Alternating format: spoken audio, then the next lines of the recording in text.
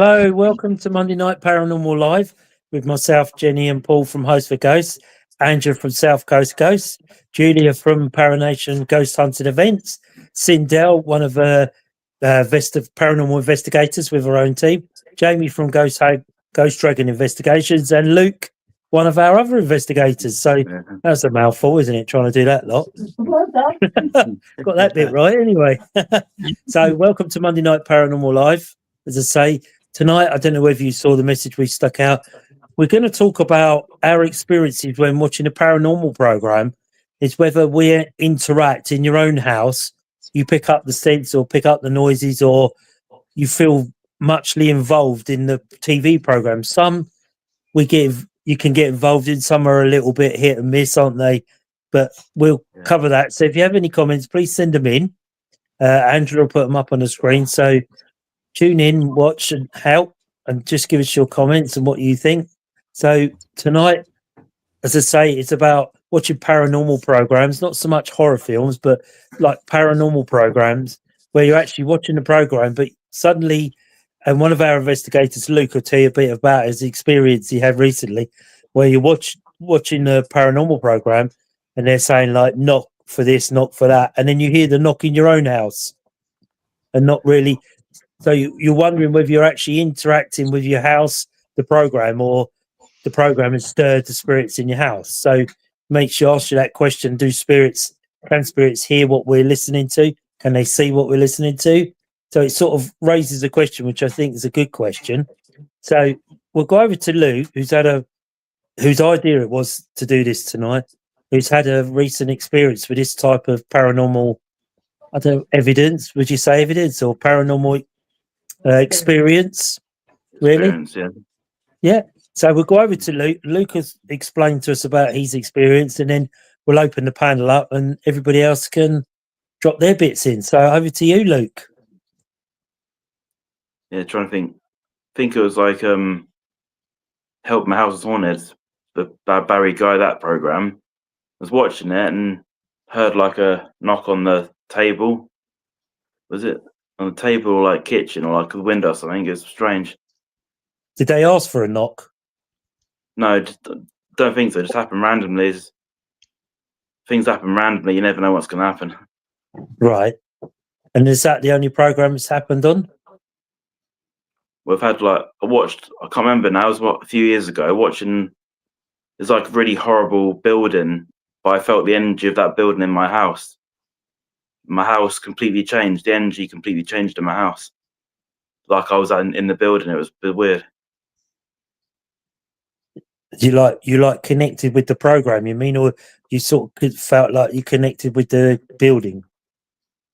Like, you know how a building feels when you walk in the building, it doesn't make you feel good. I feel like the energy came out of the TV from my house, from that building. Can I quickly interrupt? Yeah, go. I thought it'd be a good idea to run the Alice box whilst we were all talking about this. Just see how it goes.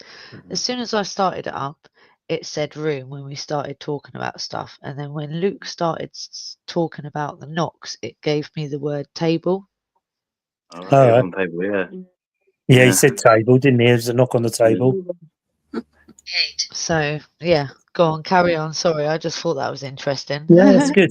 Yeah, it's good to see if relevant names of things come up, isn't it? While we're talking, we often get voices come through on here when we're talking on here, but whether it be a child, we're not sure if it's like a child from Julia's house, but we often hear a little child's voice come on or things like that. So keep your ears open, everybody watching, because you may well hear someone try to interact with us from the spirit world.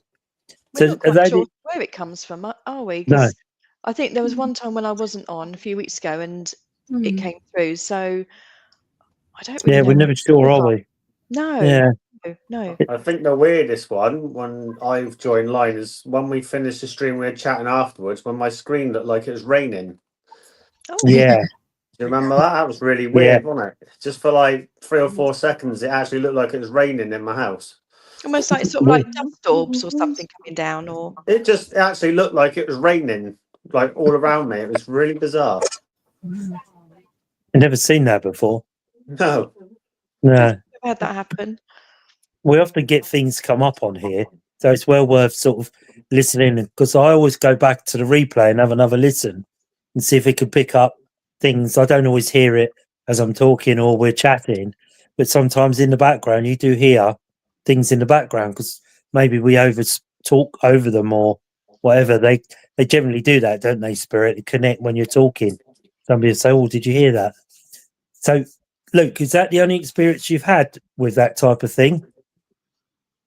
But sometimes when you feel like you're on the investigation with them, sometimes, like last night, it shows like a room, and I think, oh, that doesn't look very good.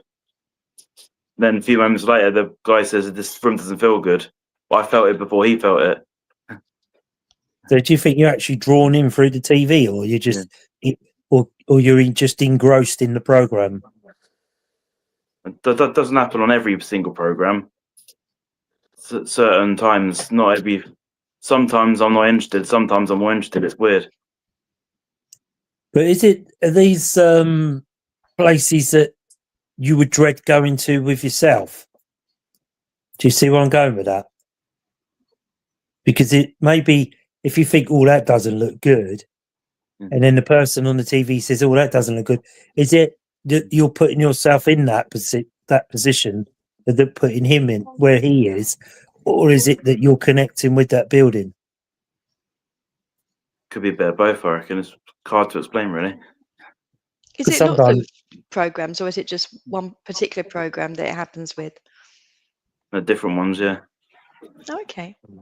The one that always resonates with myself is many years ago. There's a film called Poltergeist. I don't know if you lot are young enough to remember it, but Yeah. Anyway, whenever I hear white noise, I always suddenly take myself back to that program where she sits at the telly and says, "They're here." Yeah. And in that screen. Now, if I get white noise, in my memory, it takes me straight back to that TV screen, and like that, I'm sitting there and thinking. I have done experiment with white noise. I don't know whether anybody else has. Jamie, have you ever tried it on the TV? White noise? No, not with a TV. I usually use the spirit box if I'm going to do it, and just take the aerial off and just have it pure white noise. That's the only one I've tried. I've never done it on the TV, but that's very interesting. It might be worth an experiment. I've done it when I was studying parapsychology. So, who is that? Sorry. White noise completely destroys me. Sorry, Andrew. Angela, did you say something? Yeah, a couple of days last week, because you said about it, didn't you? Try this experiment. Yeah. So a couple of days I did try it, and it took me a while to work out how to actually get the snow on the screen. Yeah. Yeah. The smart TV and Sky TV. I thought, well, how do I not have a channel? But eventually I found it. But the only thing was I couldn't get the noise. Oh. So You're frozen a bit there, Angela, or is it me? No, it's my network. All right. You froze then, Angela. We missed that. Okay. Hi, Graham. Hi, Graham. Yeah, so I just sat in front of the TV, sort of in the dark, and just stared at the screen. That was brave in itself, wasn't it? I had Ben with me as well because I wanted to see if we could pick up the same things. Yeah. And you could see like shapes sort of swirling around. Yeah. Oh, it's a bit watching. I think your connection's a bit unstable tonight. Yeah, might need to go and feed the hamster, get the wheel running a bit more. You pay that donkey a bit more attention. So you saw shapes in the white noise. Yeah, and then it looked like sort of under the snow. There's like a movie going on because you backwards and forwards, and it seemed to be sort of sped up, like it was. Did you say anything When you were sitting there, did you sort of like say, "Is there anybody there?" or anything? Did you just sit there? I just asked if there was any spirit there, if they could show their face in the snow. That is brave, isn't it? And then the only thing that sort of was I'd have weird run. is it looked like there was a horse galloping, and it was almost like I could see some colour in it. Yeah. But that was all I managed to get. I'll see if I can find a way I can get just the white noise as well. Yeah. Yeah. Because video it next time you do it. Yeah, I'll try that. Yeah. So on your phone and see if we can see as well. Yeah, I did that when I studied parapsychology. That was one of the things you had to do, was look at the white noise and not ask out loud. Look at the white noise and then ask within your head and video it. But what you've got to remember is the video takes a flat screen.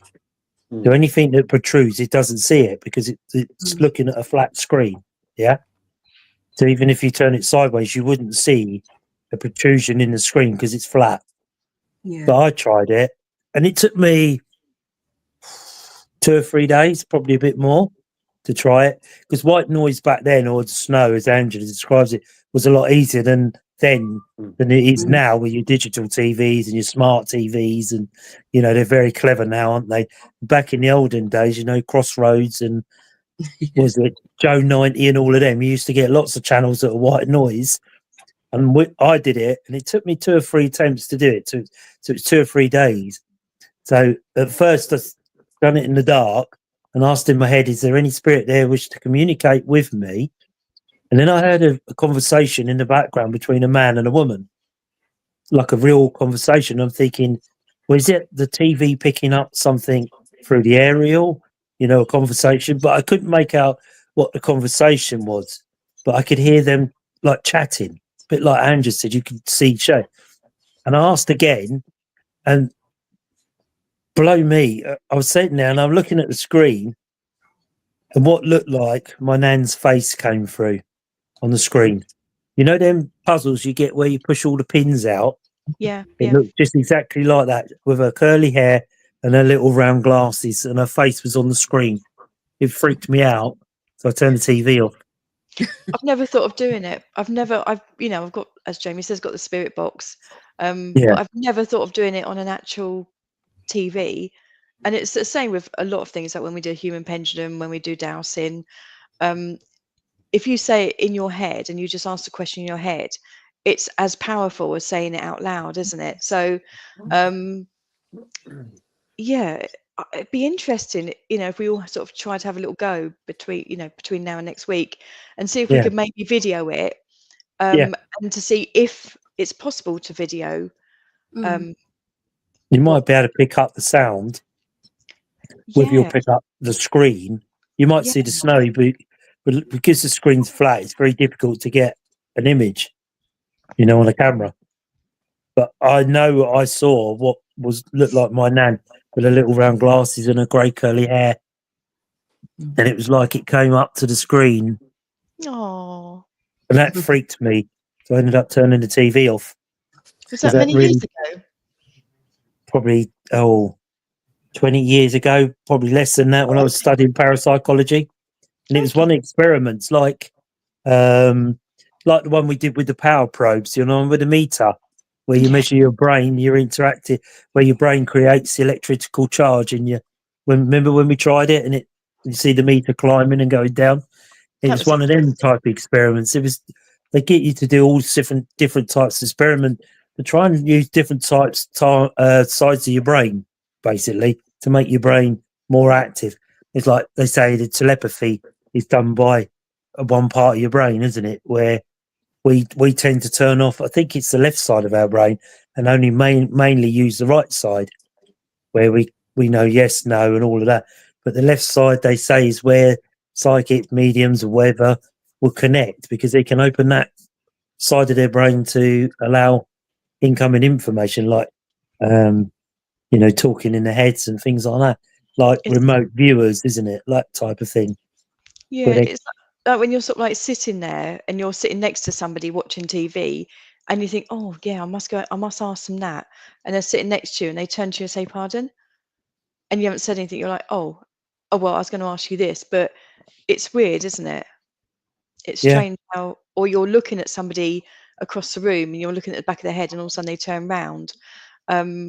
It's quite interesting how powerful the mind is. Well, I've done it before where I've come home, Jen's in the kitchen, I've ridden past, biked the bike up, and I've come back and I said to her, I think you should buy the blue dress. And she's like, how do you know I was thinking about dresses, especially blue ones? Like that, because I don't know if it's telepathy or you're just picking up the frequency, or, I think there's a lot more to the brain than we realise. We just use a very small part of it. But that's really my connection, is during that white noise on the TV. And actually, I would be 99% that was my nan that came through with the little round glasses and her curly hair. And it was like that game where you push it and you get your face comes out in the pins. And it was just like that. But the camera never caught it. Caught the conversation, but the camera just looked at a flat screen and you couldn't actually see it in the lens of the camera. Although the cameras back then days weren't as good as they are now. So whether the camera nowadays would catch it, I don't know. Quite possibly. Because they're much better now than they've ever been, haven't they? How about yourself, Jamie? You had anything happen like that before? What, with TV programs? Yeah. Not really, because I always find if you're going to sit down and watch anything of the paranormal nature, I think subconsciously you're sort of creating that paranoia in your brain. So you're getting yourself so in depth in the program that you're going to get that sort of creating false positives. Does that make sense? So like, yeah, because you're watching it, your brain's like willing something to happen, and then I don't know, for the sake of a temperature increase or decrease in your house, you might get a few cracks or knocks, and then that's it. You start yourself off on that downward spiral. Yeah. It's typical, isn't it? Sorry.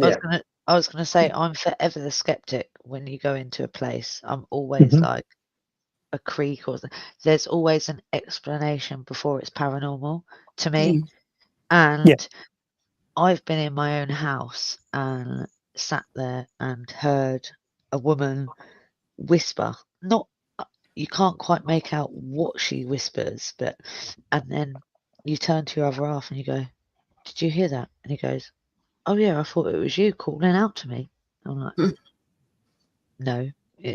So there's weird things like that you can't always explain, and that you're not even watching a paranormal show or something like that. It's, how do you explain that away? That's the tough one, isn't it?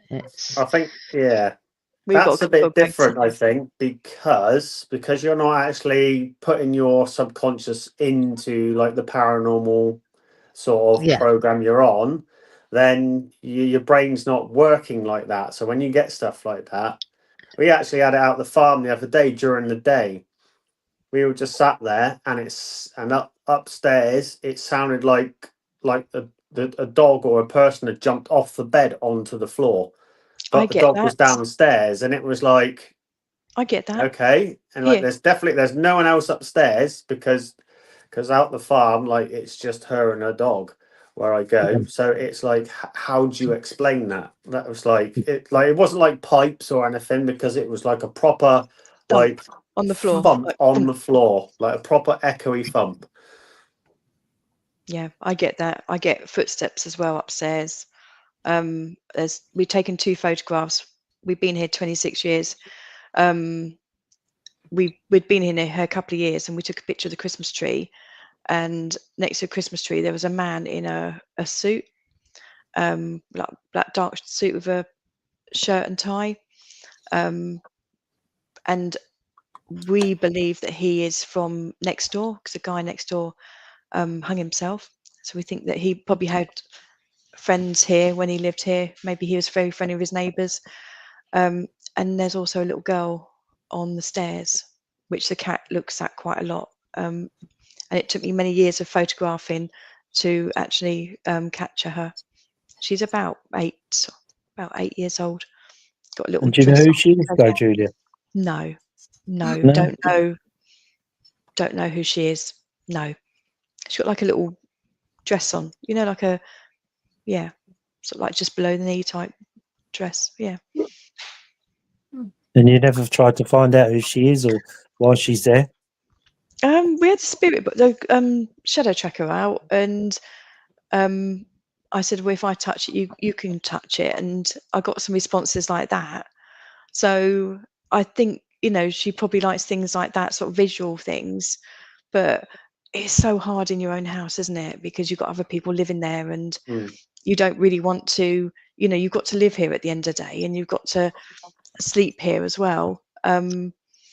Rule 101: you never investigate your own place. That's the question I was going to ask. Is it sensible investigating your own house? No. I think as long as they just stay where they are, it's fine. You know where they are, then, don't you? My house is completely closed off.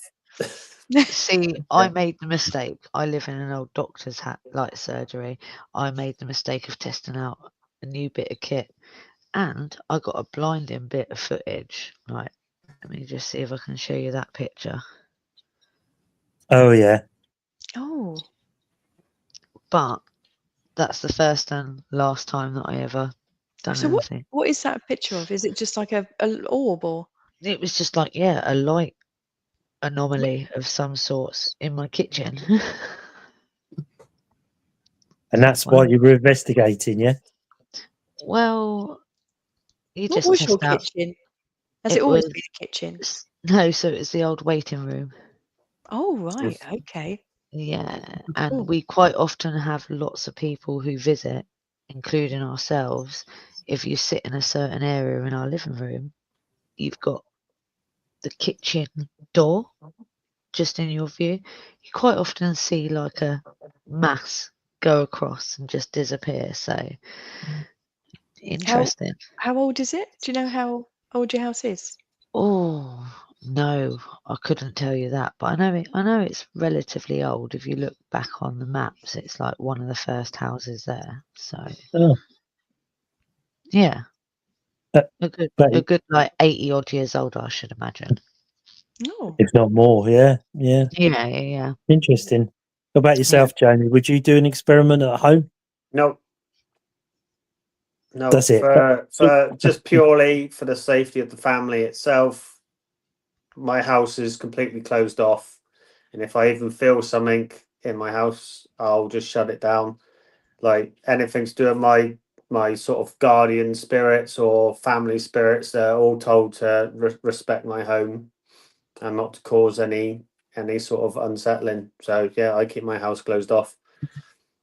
And you not come home with anything or felt anything come with you? No, I won't allow it. It will not happen. That's good. It's a good way of doing it. It's all about protecting yourself, isn't it? And if you when we do the events, I run a light protection spell over everybody at the start and at the end of the event as well, and I open up, and then I close down at the end. So if anything does escape, I would be surprised if it did. And I always say, we are only contacting anybody who had any association with this venue. We're not going out to contact anybody else. But if people break through that and think, oh, I'm just going to contact so and so, it's very hard to, I don't know, will those people go home with them? I don't know. But I think we just got to do our best by trying to protect everybody the best we can. And if they can, if they want to protect themselves, then they're quite welcome to do so. But yeah, I've been doing 17 years. I've been doing Paranation, and no one's ever said, oh, I did your event and I came home and this followed me home. So touch wood, nothing's ever followed anybody home that I know of. But the thing is, I do know some people who will just do a board or glass in their home, and without any form of knowledge, protection, or anything. And people think, oh, it's just a game, nothing's going to happen. But whether you do the glass, whether you do the board, you are opening your home up to anybody. Is there anybody there? That means you're inviting anybody. And, trying to get rid of, oh, my house is really haunted. Well, I'm not surprised. And now you've got to try and get rid of all these people in your home, But yeah, it's... And when you do a private investigation in a house, as much as you ask them, have you used a board? No, we wouldn't use one like that. And as time goes on, yeah, exactly it. Don't you? You get that people feeling. Start you walk getting in scared, there. isn't it? It's that fear. Then they've got to be honest about what's happened. Yeah, we did one. I think myself and Mark Ellerman did one. A fair few years ago now. That was this flat, and this man and lady said, "Oh, come round. We're having this problems. One of the kids is seeing this lady. Blah blah blah." So we went round, and we were, Mark's got a lot of experience as well, and we were like really sort of like trying to figure out what had happened, and sort of like trying, all the ways possible to try and find out who this person was, and what was she doing there. And I said, and it got really heated, and I said, I've got your granddad here, and he's putting a block between this lady and your family, and he's trying to block her, but she's so powerful that she just gets through. I said, but he's trying to block her. I said, we were saying, trying to find out who she is. Evening, Christine, and we were like, she's not a member of the family. She's not a friend of the family. She didn't used to live here. And we were, what's her connection? She doesn't know the children. What's her connection? And we were trying, and we say, why is your granddad blocking her? He's trying to protect you all from her. And it came out, and they said, oh, well, actually, yeah, we have used the board in the house. And we're like, we knew it. This is just somebody, any random that's in your house now. They have moved there from there though, so now she's there with another family. So, but even when you go in there, I don't know about anybody else on the panel. Even when you go into a house or things like that, you just know some form of communication's been opened. Yeah, something's happened in that house, and you just feel it, don't you? I don't know if it's would that trickery. Say? Trickery. Oh. Yeah. You just don't know. I know we're open to the spirit world, and we all have, sensitives and whatever you want to call it. But then people say, no, I've never used a board. Don't know what you're on about. What do you mean by a board? And you know full well some form of communication has happened in that area, in that house, in that building. You just know, don't you? And once you open... Sorry, Julia. Sorry, I was just going to say, even with people say, oh, it's I won't use a board in a house. I won't use a board, but I use a glass. But a glass is the same as a board. It just hasn't got the writing on it. You're still asking them to come forward and help you move the glass. You're still asking them to come into your home. And if you do that with, just without any form of, sort of like protecting the house or protecting yourselves, that anybody's going to come through. Yeah. And it was a few years ago that I remember seeing an advert for the pound shop where you could buy a Ouija board for £1 for kids. Yeah. Used to be able 2 years ago when Ouija Brothers first made them. And then in America, bought out the rights. So, yeah. So it just shows you, doesn't it? If you could give it to kids, and youngsters will try, won't they? We've all been there. We all try these things, don't we? As you go on, you get more, obviously gain more experiences and have your own interaction with spirit. And whether you learn by that, like we say, every investigation you go to is like a school day, isn't it? Because you learn something different on every investigation is never the same. Never the same knocks, never the same. I mean, we did one at Devizes Town Hall, and Sid, I'll tell you. Oh wow, that was one amazing. of the best. One of the best I've been to. Just blew us away, didn't it? And we were sort of Sindel will tell you the story. We sort of went around round the building, and it was pretty quiet upstairs and round. But when we got to the staircase, it just let rip on the staircase.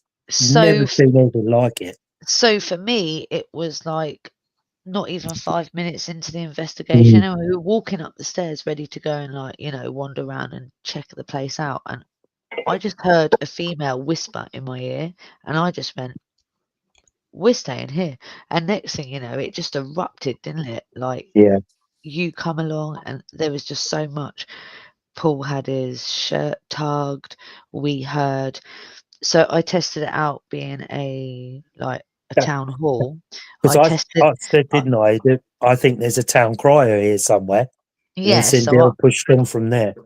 I was like, right, hear ye, and then we heard exactly the same, but in a male's voice, come from the hallway, just like down the way, and we were like, wow, that's a direct voice phenomenon.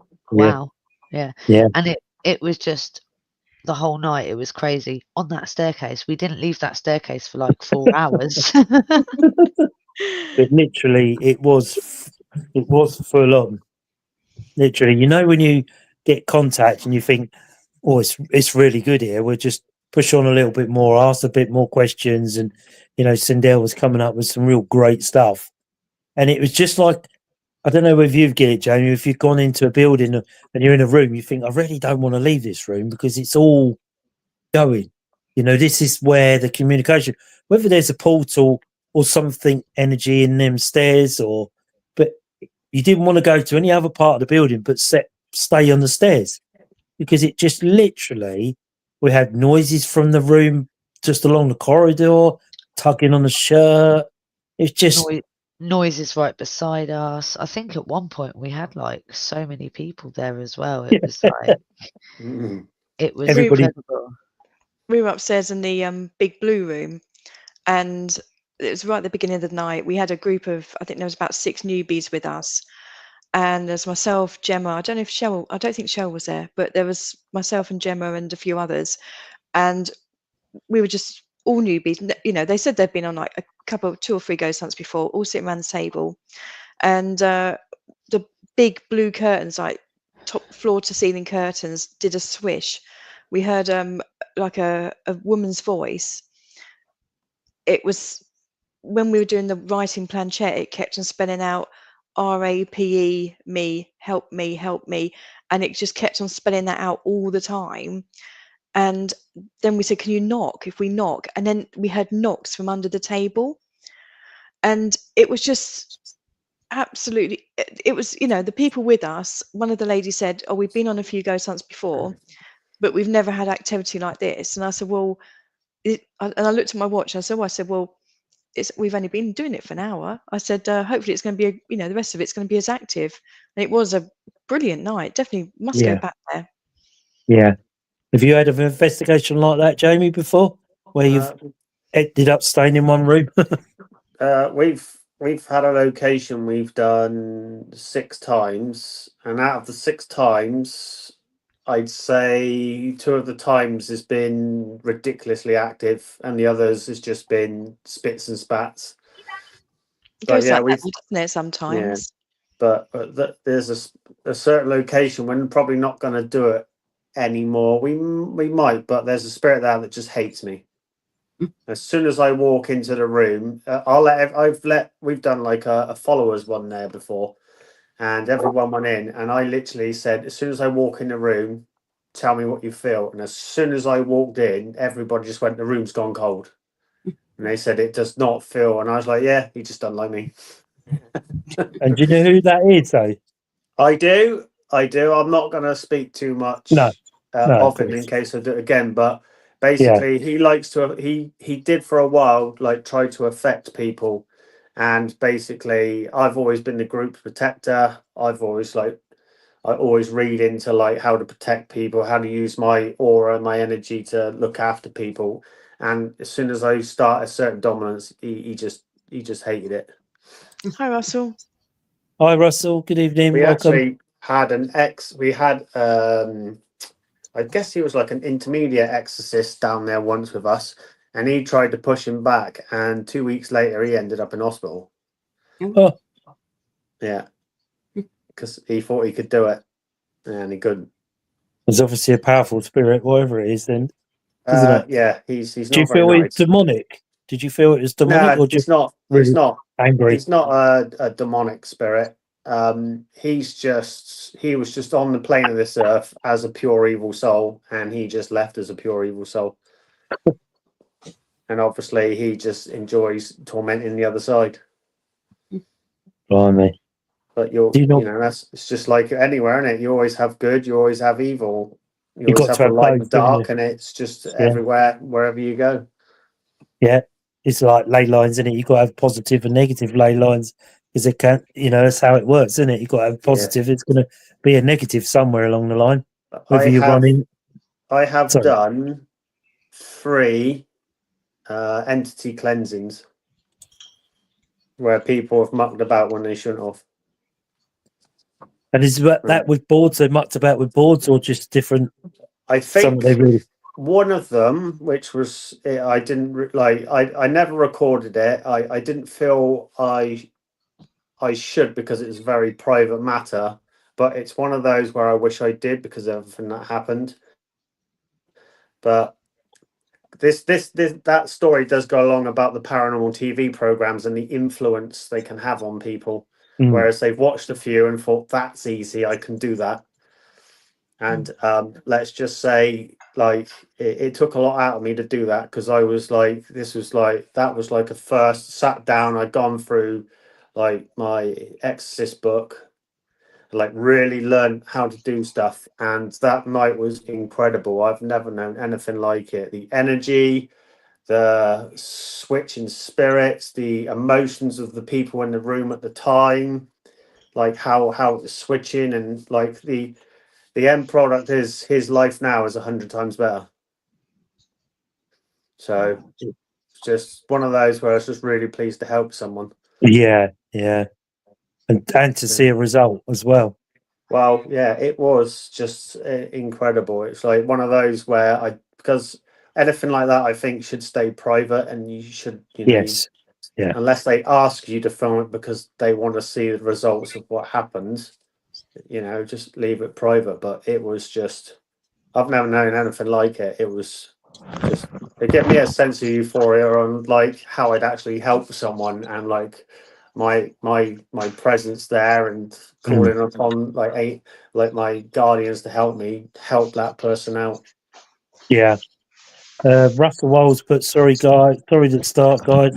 What's the topic about tonight? Tonight's about when you watch a paranormal program on TV, Russell, and if you actually start to connect with the program in your own house. That type of thing, like Luke's had an experience with similar by watching a program, and there's a tap or a knock in Luke's house, very similar to what was on the TV.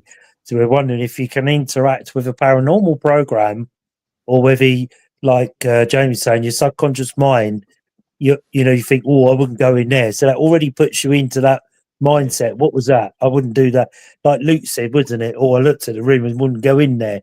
So is that your subconscious mind starting to put you in that situation without you actually realising that you're in that situation? Do you know? Like we say when we do our investigation, sometimes you're creating a false positive. Yeah. So, you're turning something that you could spend a little bit of time to debunk, and you're just like, oh, well, maybe that was that, so we'll call it that. So then you're already creating the falses in your head, and you'll continue doing that. And some people just jump on it, don't they? The slightest bit here and there, but you're like, oh, it could be like wood, the building cooling down, it's been a hot day. It's always sort of like a good thing to try and debunk it, but sometimes you can't always debunk it, can you? You could debunk probably 80% of what you get. 100%. That 20% you think, okay, but also you've got to remember, people come into a ghost hunt, that psychological thing starts when they've put them tickets. Oh, goody, we're going on a ghost hunt.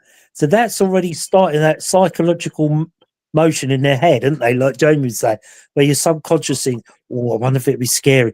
I'll tell you what, we'll all get together and we'll watch a paranormal program so we get an idea what's going to happen.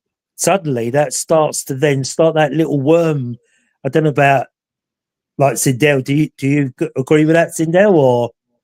In some sense, I think it depends on the person themselves, like on an investigation. If it's someone like us, then we're seasoned. We know how to go into a place. Me, myself, I don't like to know a lot of the history.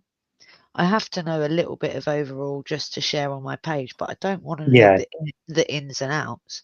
And I find if you know the whole history, that's playing in your head. If there's if there's claims that you hear of shadow figures going down a hallway, you know that in your head. So you're in this certain hallway, it's dark anyway. There could be cars passing that create some kind of shadow. Now, in my head, I'm going, well, it's a car, it's somebody's flashlight, but to an unseasoned person, they're like, and it's our job to kind of explain it away, but in a way where we go, your experience wasn't completely bozo, because we all know we've had some crazy experiences on investigations. Yeah. It's just determine what is what I'm saying. Russell's put, with you. Yeah, I can agree with that. I do believe you can get into the moment and things start happening when you're watching.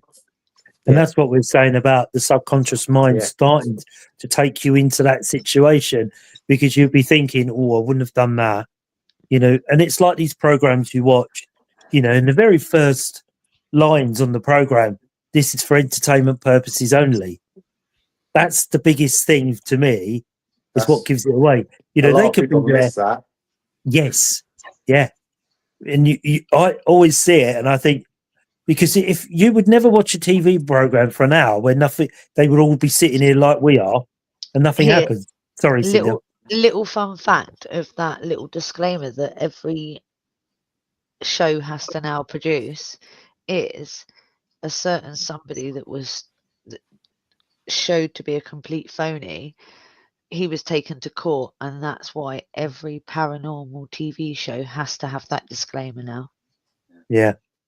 I'm not going to name drop, but it is just down to a fakey on the TV that ruined it for everybody. So they all have a lot of people, really. Never. It's not my style. No. But it's not these shows. You go on them, you watch them all in good faith and everything. Think, new ghost hunting programs come out. Let's watch it. And you watch it all in good faith and think, oh yeah, oh my gosh, they've just caught that, and I used to watch them many, many years ago when they first started coming out, and I believed it. And I thought, oh my gosh, they're getting this, they're getting that. Then I started ghost hunting myself, and realized that it's not that easy, and and that's why I film everything and take photos, because I think I want people to see what I'm getting. I want visual evidence that this has happened. But because it's like that suggestion, isn't it? The power of suggestion. Because if you're a seasoned vet, like we all are on the panel here, we've all done many, many years of investigation and many different things at different locations. If you said to someone in the room, "Did you hear that bump? Did you hear that knock?" And they would say, "Yeah, I did. Yeah." So that power of suggestion, it's like me. If I hear a knock, a tap, or a bang, I won't say anything, because I'll wait for someone else to say something. Then I haven't misled that person, or the person's in that room. Because as soon as people look, if you get new people or people not done many, they, not for want of a word, they look up to you. So they're looking for you for answers. And as soon as you say to them, "What was that knock? Did you hear that voice?" And they'll all go, "Well, yeah, I did hear that." But you could just be leading, because the power of suggestion is mighty, very, very mighty in the paranormal world. Shepherd and his flock. Yeah, that's exactly it. That's real well put. Russell's put, I can't stand it when they call forward and then they get scared and we don't know what happens. That's another subject, isn't it? When you're calling out to spirit, And I think it's very disrespectful to spirit. If they interact, you think, right, there's a knock, a bang, a tap, an intelligent response. And people say, I'm off, I'm not having none of that. Right. And I find that So- very disrespectful. That's how I feel. I've got a story about that in the sense of Shepton Mallet in the Hangman's Drop at the bottom. I was calling out. I was being a bit brave, as you do. And I was just calling out, just saying, oh yeah, you're not tough, you were sent to your death by like hanging, blah blah blah. And all of a sudden I just couldn't breathe, and you've got on the footage, I'm like I sound like I'm gasping for my life, to the point of, it hasn't happened often, but I turn around to everybody, my teammates, and I went, I'm tapping out, I've got to get out of this room. And as I did, on our video footage, you can hear this God Almighty, after I go, oh wow, I'm absolutely fine now, I'm out of the room, you hear this and I said to Julia about it, and that was, I learnt my lesson. Like, you've got to understand where you're going. A prison, especially Shepton Mallet prison, is dangerous, and you've got to know your opponents, as to say, like You're dealing with something you can't see. Yeah, it's just you can't see. You've just got this feeling, and how do you explain that away? It's everybody there saw it, and also Gemma and Julia, not myself. They were walking around, and they went into one room. I can't remember which one it was, and they were just like, "Oh God, doesn't my neck feel sore?" And Gemma goes, "God, my neck feels really sore." And Julia goes, "Yeah, my neck feels really, really sore as well." And then as soon as they moved out of that area, they were fine. So there was definitely something there affecting people. We were doing like the planchette. We were doing like the writing planchette in one of the wings, and we said, "Oh, Russell said that's my favourite location. Brilliant, isn't it?" And we were saying, "Oh, what do you want us to do?" And he said, "Move." He spelt with the writing planchette, "move." And he wrote his name, Dave. And we said, "Well, where would you like us to move to?"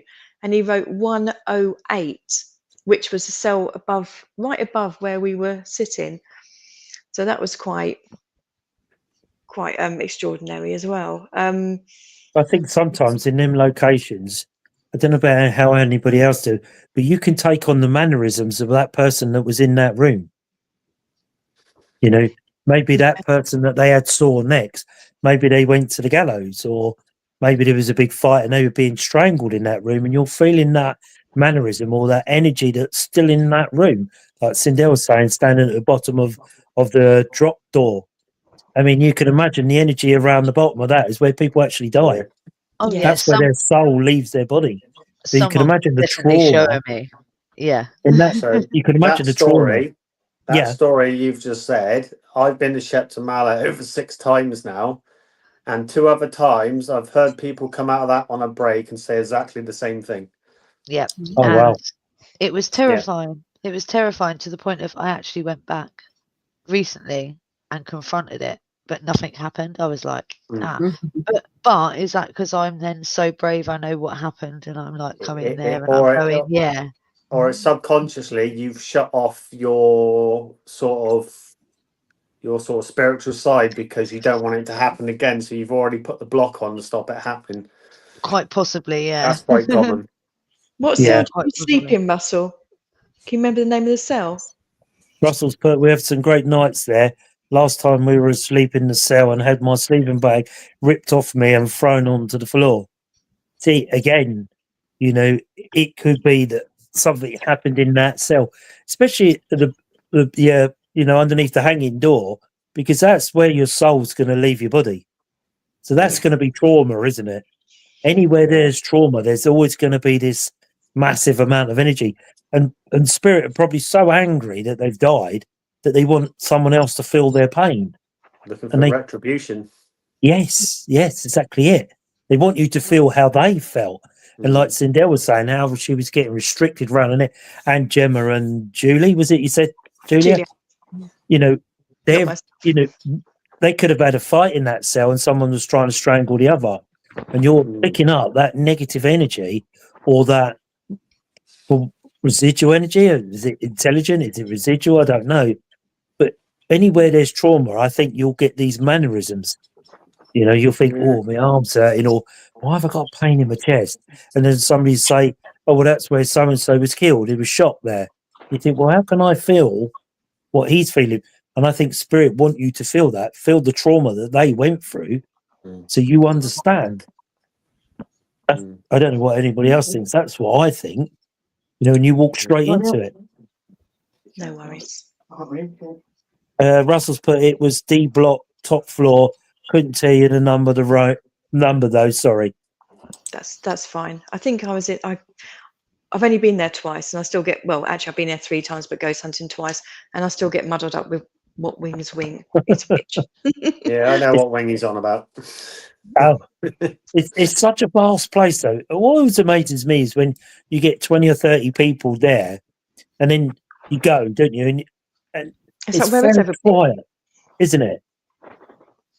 It's very quiet. You know, you don't hear a lot of voices. You know, like maybe I've had different experiences.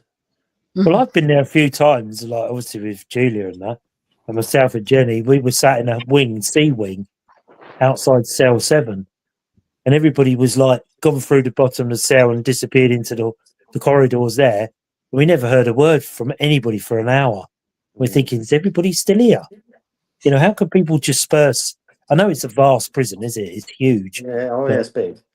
Yeah, you don't realise, do you, when you're inside, how big that place is?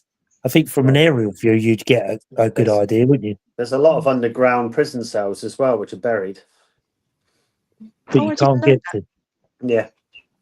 Yeah, there's like had some collapse, so you can't really get down there anymore.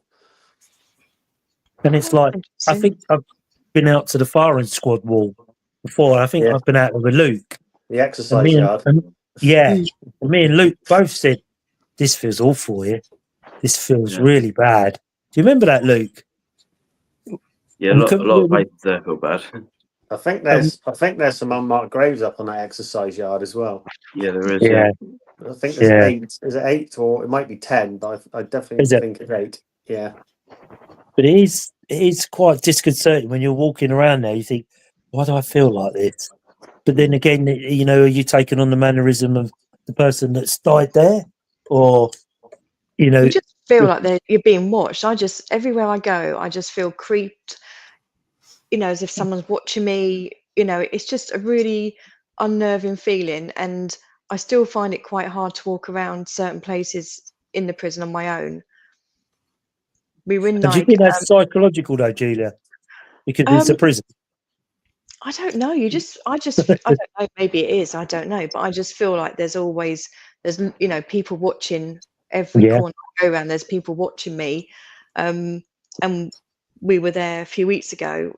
We had the laser grid pen, and you know, we just had it turned on. We just had it on one of the tables, and it just kept on it turned itself off. And I thought, oh, those damn batteries, because they don't. You know, sometimes with the laser grid pens, they, you know, zap power, don't they, so fast, even though it's fully charged. And I said, come on, turn the lights back on, thinking, oh, you know, battery's dead. Lights went back on, and then they went back off again. I thought, oh, damn batteries. But they're charged by USB, aren't they? So there's no battery or loose connection or anything in there that I know of. Was that in the medical bay, was it, Julia? I think it was in C wing, very big long wing.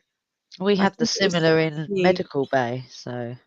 Oh, okay. But yeah, it just kept on going on and off, and you know, it turned it off, and I was like, can you turn it on? It turned it on, and then it turned it off again. Can you turn it back on? Turned it on. Turned it back off again. But yeah, it was yeah, I saw that video. It's just a shame you didn't have a quick pan round on the actual laser pen so you could see it. I did take some photos at the time, and I think I captured, well, there seems to be a ghostly man. So I was taking photos at the same time, and I seem to have captured a ghostly man, but the thing is, it happens so fast, doesn't it? But this went on for a good 20 odd minutes, half an hour with it turning on and off. But you just don't think of doing everything at the same time, do you? There's so much happening. You're just, we've got action. Yeah, something's happening. We've got action. Yeah. But yeah, it's very hard to sort of like remember to do everything. You get engrossed in the action, don't it? When it starts happening, you sort of can't take your eyes off of it. That's what we always have a static. Wherever we're to, Yeah. we always put a static in the corner of the room. Just Night leave it. vision. And But we always have a mobile camera. And then here's the big question, may have though. had one. What if you have experiences before you've had chance to set up your static? Because we had that in Shepton. I was just about to set up the static, and we both hear like a groan, and we're like, that's quite common at Shepton, unfortunately. and we're like, damn it, missed it. That is very common at Shepton. Yeah, luckily the SLS captured it, so we were happy with that. Right. What was that Russell put on there? We had 3 cat balls thrown from the top floor in that block, and we had a guest sneak out without us knowing. We found her trying to climb the fence. She didn't know what she was doing. We think it was spirit trying to escape. Oh my gosh. That's Interesting, isn't it? And, yeah. you know, and that's complete takeover, isn't it? You know, makes you wonder where she was or what she was doing when spirit got that close to her. You think if it had hold of her that long, how did it let her go? Yeah. Well, yeah. How did they get it out of her? Yeah. If it was attached and it was climbing over the fence, it was on its way out. Got that much control over her. That's something where you need someone with experience to get it in. Absolutely.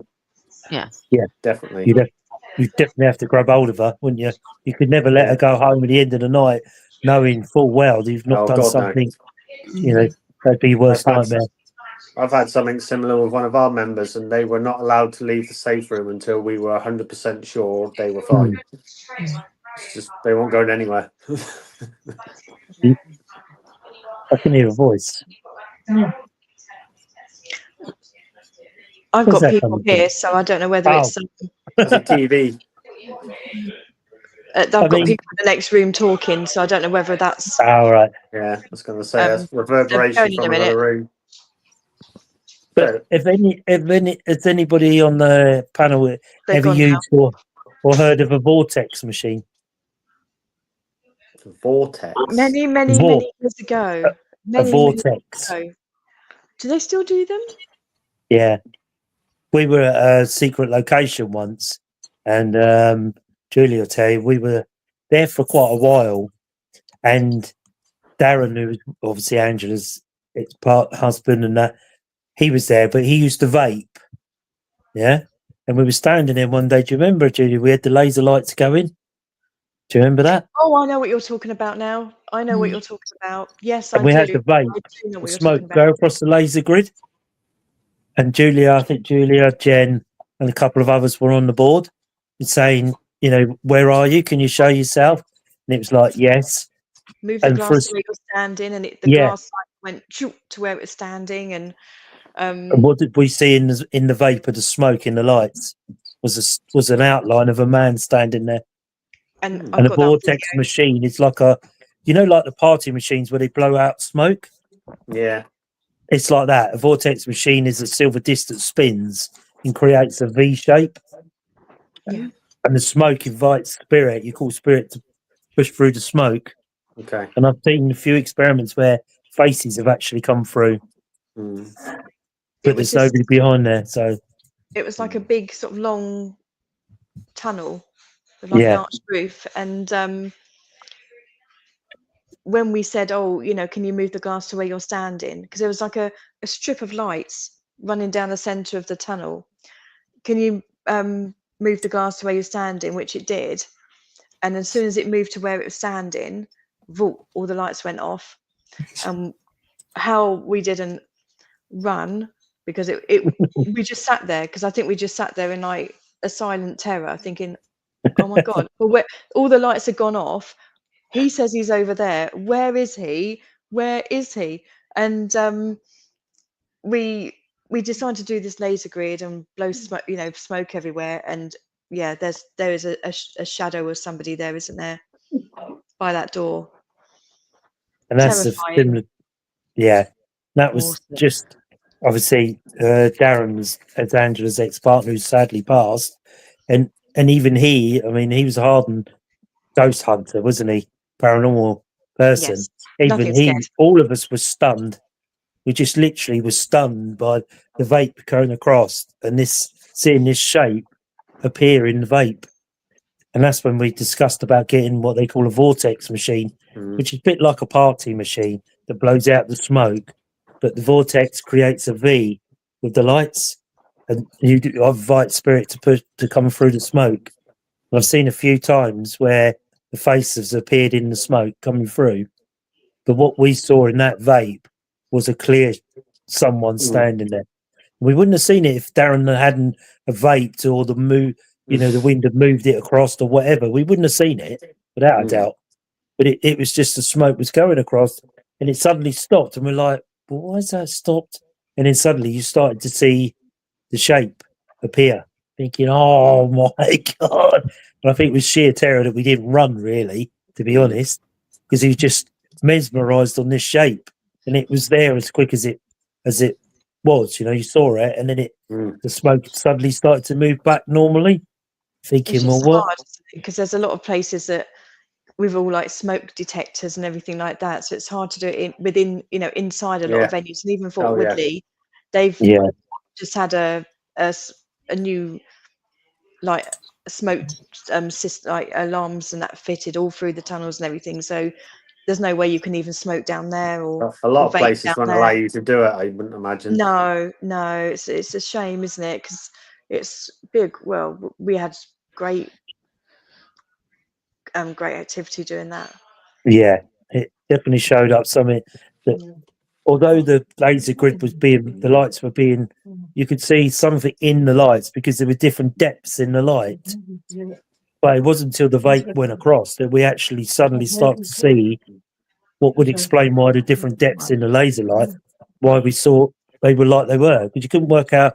I was saying to Darren, how come this one's closer, the laser light, than the others are further away? How can that be? Could it be that it's hitting something?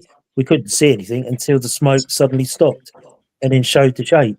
So literally, we wouldn't have seen it without the vape, without the smoke of the vape, really.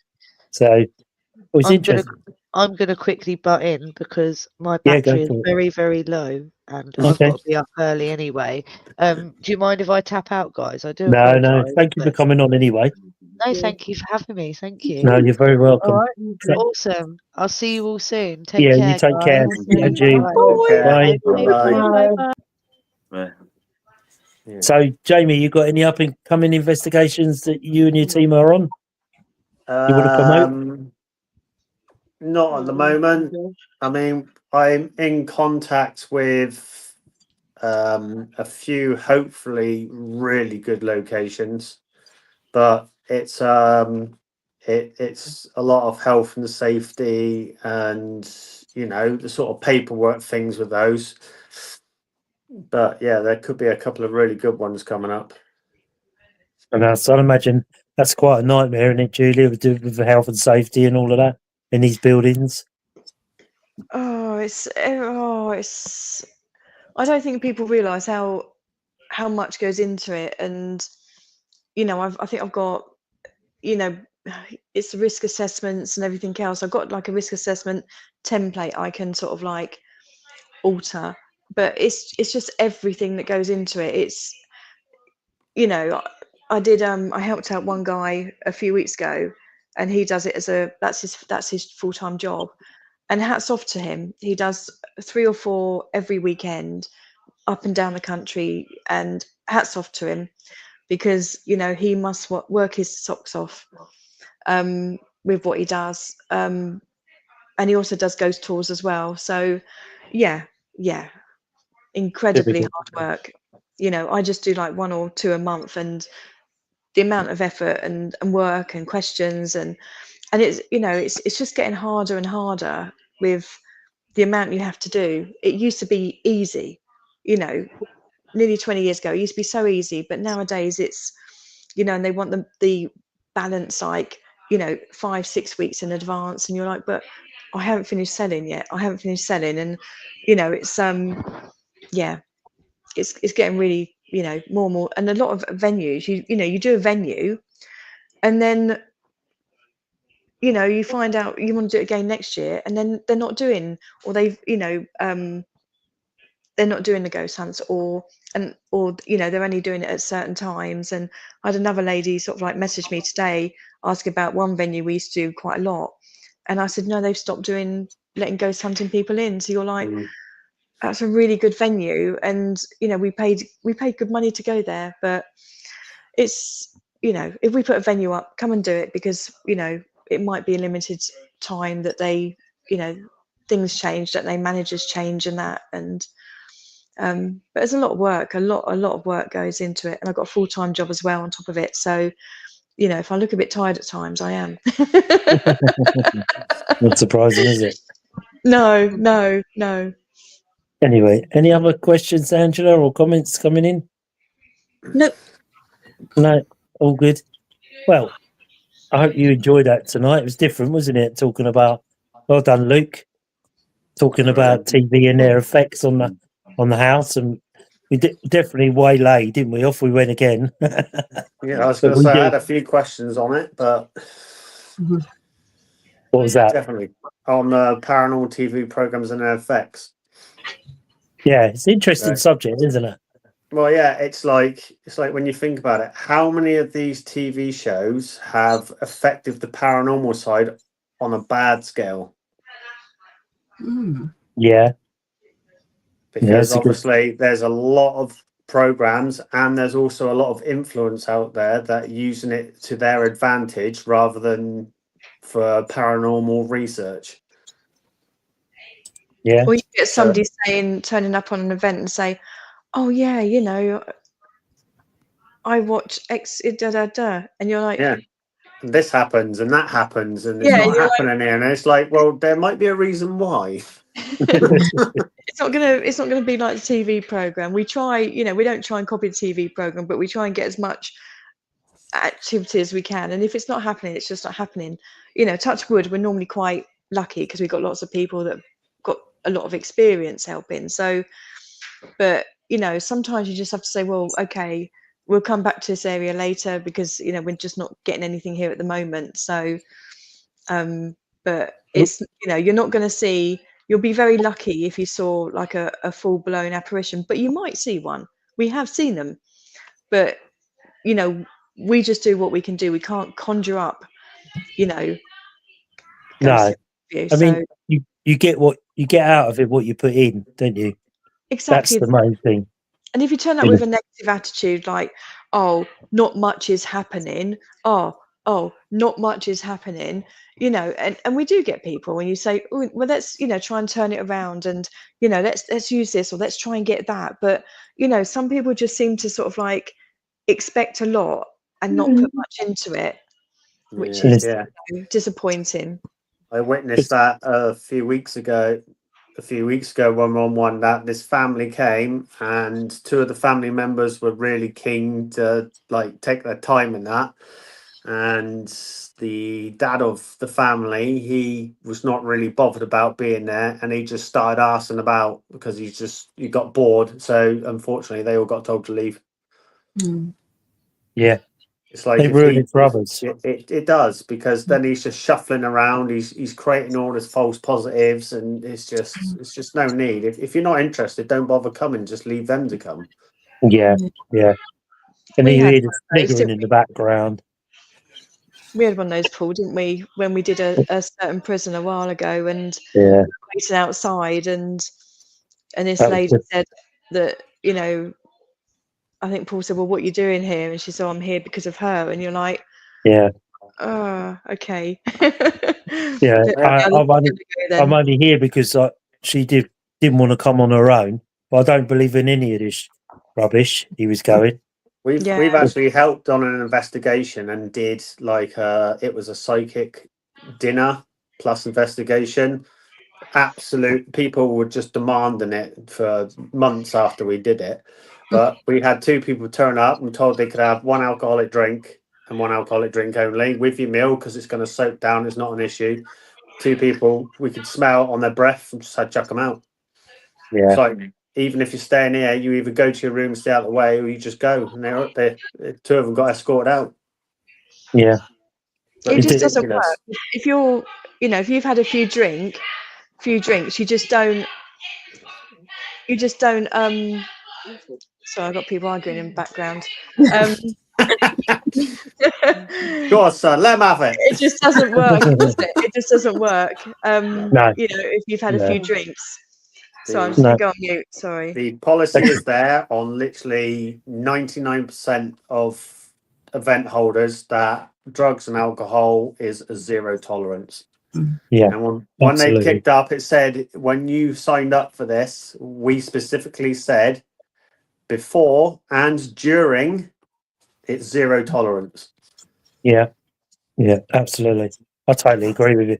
Like, you don't mind if people have, as you say, Jamie, a alcoholic drink with their meal, with their dinner, because that was a couple of hours, 2-3 hours before the investigation.